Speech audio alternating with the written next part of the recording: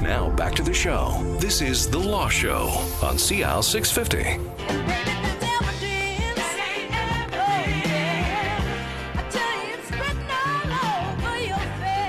All right, welcome back to The Law Show on CL 650. Today we're focusing on immigration law. We have Gordon Maynard and Alex Stojicevic from MKS Law in Yaletown. I guess it's great. You're right on the Canada line, right? So it's right easy on for the Canada line. Yep. Very easy to get to if you're going downtown Vancouver. Don't have to pay for parking. So we've been talking through the show about getting basically parents and grandparents into the country. Somebody's come into the country. They have a job here. They have status in Canada, and now they want to bring mom and dad or the grandparents here. So we've talked about how there was only a one-day window to do it the traditional way. Is there any other way to get them in that maybe doesn't go that route? Is there something else that, is there any hope left? Now you have to be creative. So what we do with our clients now is we sit down and we try to talk to everyone, the parents, the sponsors. What are everyone's concerns? What do they want to do when they're in Canada? Is there a desire to open up a business? Is there a desire to work? Is there a desire to just look after children?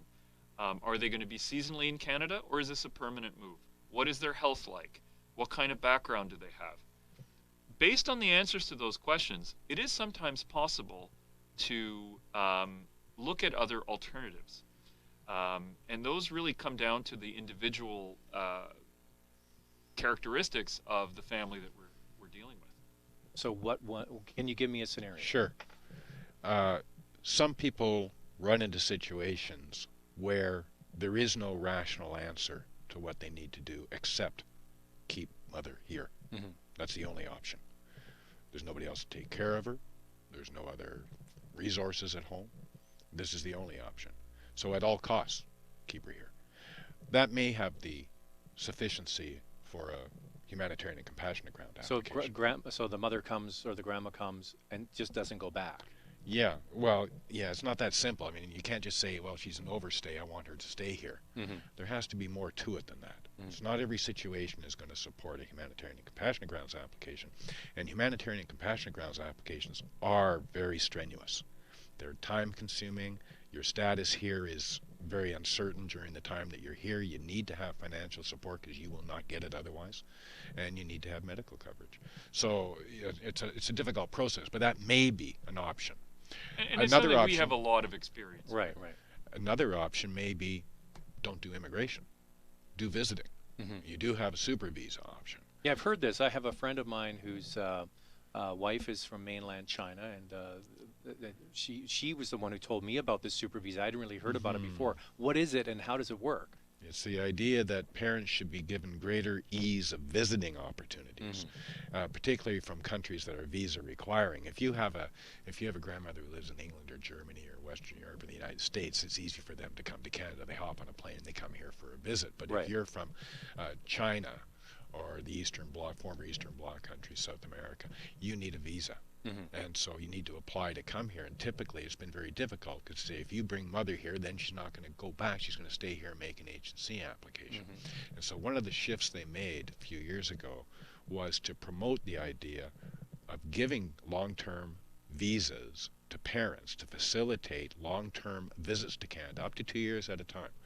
And how long a break in between those 2-year visits? Well, they'd prefer if you went back for another 2 years. Oh, I see. Okay. But you can extend them. It's remarkable how flexible that has been, especially given the history. The history was that if you tried to sponsor your parents, the way our system worked was for you to get a temporary resident visa, you had to show that your intention long-term was temporary. So if you've already applied for permanent residence, for example, and you were stuck in a 7-year backlog, that usually was game over for your temporary resident visa. No visitor visa. Because your intention was to come permanently. And stay, yeah.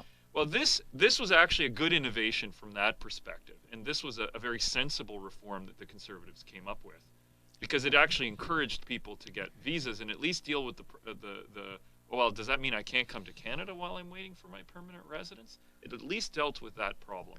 And yeah, but it also fit into their program to diminish family immigration. if parents were satisfied to come here as visitors without making the commitment to a PR application and permanent stay in Canada, then you can fit your economic numbers and keep them down to 25% of the overall. And then you get the benefit that we talked about earlier in the show of having childcare while the parents go to work and all those sorts of things. That's exactly what happened with my friends' families. The parents, they had 2 children, one after the other, and they were basically here for 2 years helping with the children. The kicker, though, is the system only works as well as it actually works. And many people do make applications that are favorable under the super visa, and others are turned down. So the real key thing, though, with the super visa, and I don't know that we've touched on that, but Gordon has now alluded to it. To be eligible for a super visa, you need to have private medical insurance. Okay.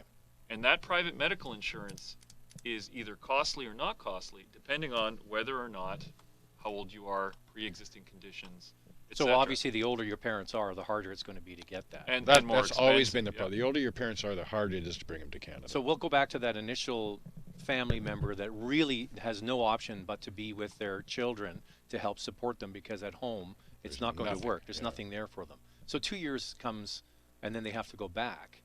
Can they turn around and come back again? Like that's what I'm getting at. If they're from a visa-requiring country, they're dependent on having a visa that's valid. So, but they could go up to 10 years, right? They can go up to 10 years. So can you stay for 10 years? I'm just trying to get the nuance here. Generally not. You can apply to extend your visitor status beyond the 2 years without leaving. We've had clients that have gone to 3. Beyond 3, it's hard. I've rarely seen where it's more than 3 years. You got to understand the difference between a visa and your visitor status in Canada. The visa gets you on the airplane and gets you to the border. Sure. The guy at the border decides how long he's going to let you in for. And if you've been making a habit of spending all your time in Canada, he's going to say, no, it's time for you to go back and spend some time back home. I don't care about your super visa. But this is, back to your point, is that if you're showing that you want to come to Canada full time, should you apply for, what's your advice to somebody who is in a dire situation, needs to have mom or dad near them? What do you say to them? Continue to try and apply to get them in a permanent status, or use this system?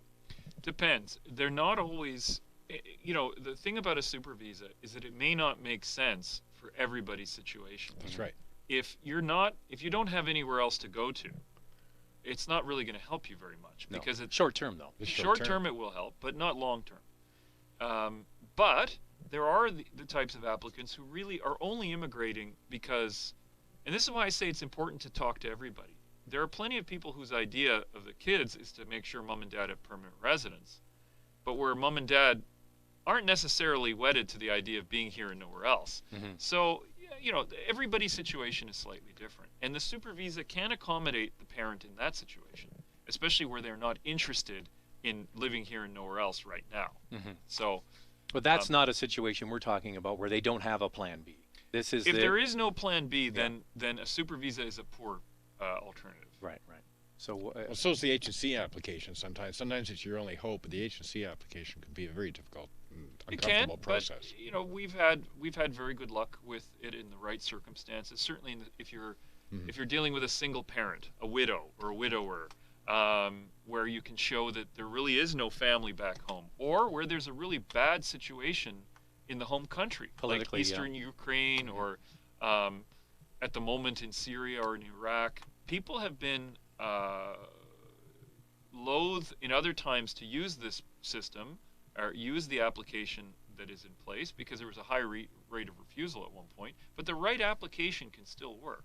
Now back to the initial proper way to come in, to put the application in, and how long are we waiting now? For what? To get a parent into Canada if you applied this January? It's a very good question. The traditional waiting time over the last 10 years has been about 40 to 80 months on average. Wow. And where the differential was when you applied and where your parents live. Because how the approach was before was there was a processing deadline or processing backlog that was in Mississauga. And then once they transferred the application for the second part to a visa post abroad, there was a second backlog at the visa post. Right. And that second visa post, if it was a short one, you got the benefit of that. But if it was a long one, then you basically had to wait 2 4-year periods. So what's the best way to get in touch with you guys? Somebody's listening to this, they thinking this is something I want to talk farther about. MKS Law in Yaletown, vancouverlaw.ca. You guys easy to get hold of? Yep. Send us an email at info@vancouverlaw.ca. Call us at 604-632-0188. And we're Is there a backlog? A joke. It's a joke. no backlog. A lot shorter than the government. A lot shorter than the government. I just thought I'd throw that in there. It's been a pleasure having MKS Law here today. Gordon Maynard and Alex Stojicevic, thank you very much for coming into the Law Show on CL 650. We'll do it again soon in the next few weeks. I'm Zach Spencer. We'll speak to you next time right here on CL 650.